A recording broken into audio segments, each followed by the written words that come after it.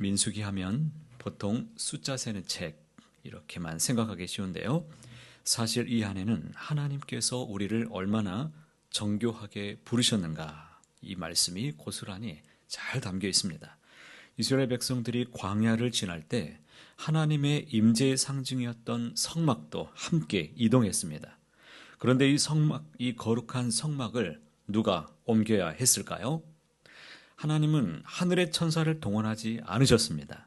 바로 레위 지파의 어깨를 빌리셨습니다.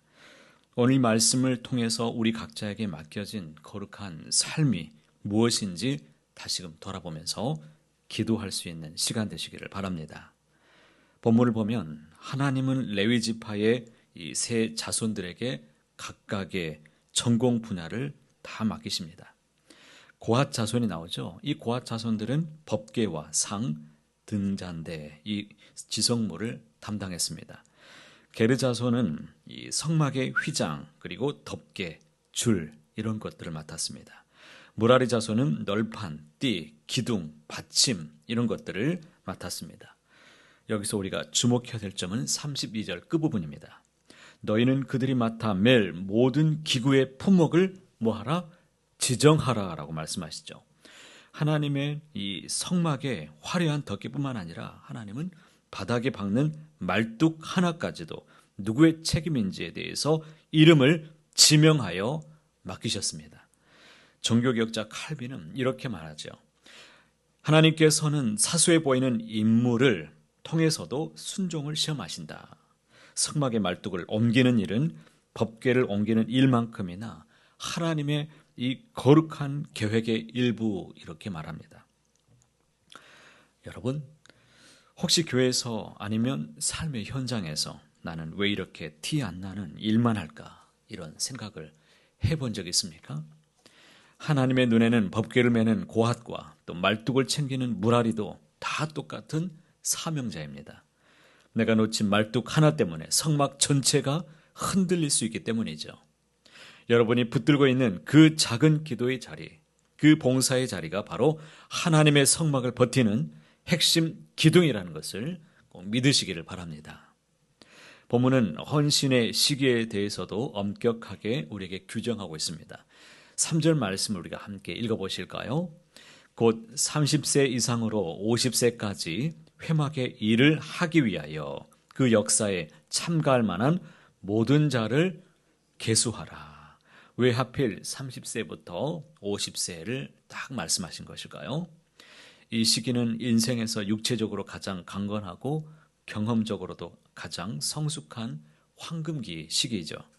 구약학자 고든 웬함은 이 연령 제한이 우리의 남은 에너지가 아니라 최고의 에너지를 요구한다는 상징적인 의미가 있다라고 그는 보았습니다. 오늘날 우리는 어떻습니까? 나중에 시간이 되면 할게요. 나중에 여유가 좀 있으면 그때 제가 헌신할게요. 하나님께 짜투리 시간을 드리려 할 때가 참 많이 있습니다. 하지만 하나님은 여러분의 가장 뜨거운 심장, 가장 명철한 지혜가 작동하는 지금 이 순간을 우리 하나님은 원하십니다.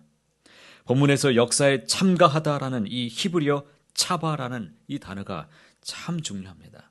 사실 군대에서 복무한다라는 이 군사 용어를 쓰고 있습니다. 우리의 사명은 영적인 전쟁입니다. 가장 힘이 있을 때 전신갑주를 입으시고 주님의 이 성막을 지키는 군사로, 주님의 군사로 서가시게 되시기를 바랍니다. 여러분의 전성기를 세상에 바벨탑을 쌓는 데만 다 쓰지 마시고 영원히 무너지지 않을 하나님의 나라를 운반하는 데 들여지는 삶이 되시기를 축복합니다. 15절에서 20절은 무서운 경고의 말씀도 우리 하나님이 당부합니다. 성물을 만지지 말라. 그들이 죽으리라. 20절에는 잠시라도 들어가서 성소를 보지 말라라고 말씀하십니다. 사명자에게 가장 무서운 적이 무엇일까요? 그것은 익숙함입니다. 매일 성막을 옮기다 보면 법궤가 마치 그냥 상자처럼 보일 수 있습니다. 휘장이 그냥 천조각처럼 보일 수 있습니다. 그때가 바로 위기라고 말씀합니다. 사명은 거룩한 두려움이 사라지는 순간에 고된 노동으로 변질됩니다. 나를 그냥 힘들게 만드는 자리처럼 여겨집니다. 이 신학자 루돌프 오토는 사명에 대해서 이렇게 말합니다. 미스테리움 트레멘둠, 라틴어로 경외심으로 떨게 만드는 하나님의 신비, 이렇게 표현했습니다. 우리가 사명의 짐을 맬 때 가져야 될 마음이 바로 이것입니다. 내가 하나님의 일을 맡았다라는 이 떨림이 있으십니까? 그 사명의 자리를, 나 같은 자를 써주심에 대한 감격의 자리라고 여러분 여겨보신 적 있으십니까? 광야의 길은 결코 만만한 길이 아닙니다. 뜨거운 태양 아래에서 어깨가 무너질 듯 무겁고 발걸음이 끊어질 듯이 힘든 길입니다. 그런데도 레위인들은 그 짐을 내려놓지 않았습니다. 왜 그럴까요? 그 짐이 하나님이 머무시는 자리라는 것을 너무나 잘 알았기 때문입니다.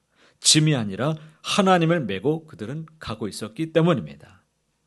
우리가 흔히 오해하는 것들이 있습니다. 사명은 내가 하나님을 위해서 무언가 해드리는 것, 이렇게 생각하죠. 하지만 그렇지 않습니다.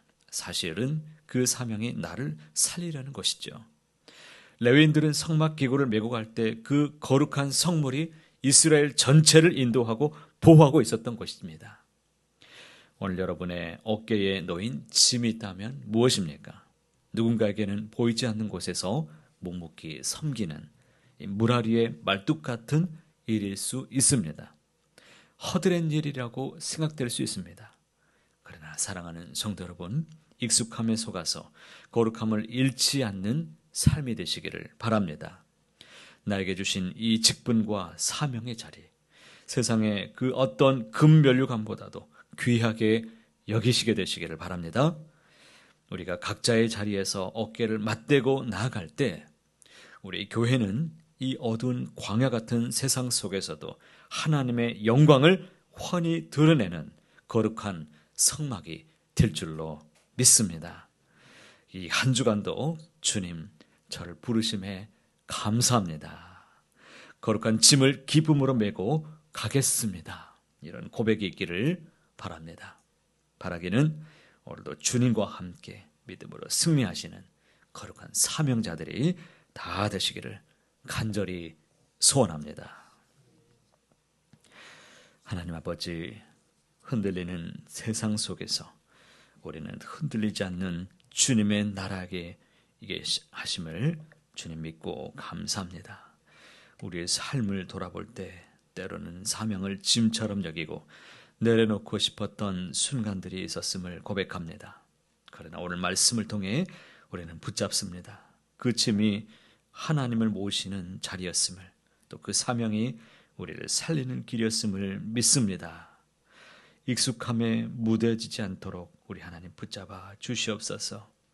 항상 거룩한 두려움과 감격으로 맡겨주신 귀한 사명을 오늘도 잘 감당할 수 있도록 기도함으로 우리가 이겨낼 수 있도록 붙잡아 주시옵소서. 우리의 삶을 통해 흔들리지 않는 하나님의 나라가 다 되게 만들어 주시옵소서. 감사하오며 우리 주 예수님의 이름으로 간절히 기도하옵나이다. 오늘도 주신 말씀을 붙잡고 기도하시기 바랍니다. 오늘은 예수님의 제자로 우리 모든 성도님들이 함께 성장해 가는 귀한 날입니다. 주님의 제자로 예수님을 더욱 알고 또 예수님을 닮고 예수님을 전하는 복된 교회가 되시기를 간절히 소망합니다. 바이블 칼리지 과정이 시작되었습니다. 말씀으로 살아내는 은혜를 누리게 하시고 또 1:1 제자 양육, 우리 모든 성도님들이 필수 과정으로 여기고 다 같이 주님의 제자로 성장하는 기회가 되시길 바랍니다.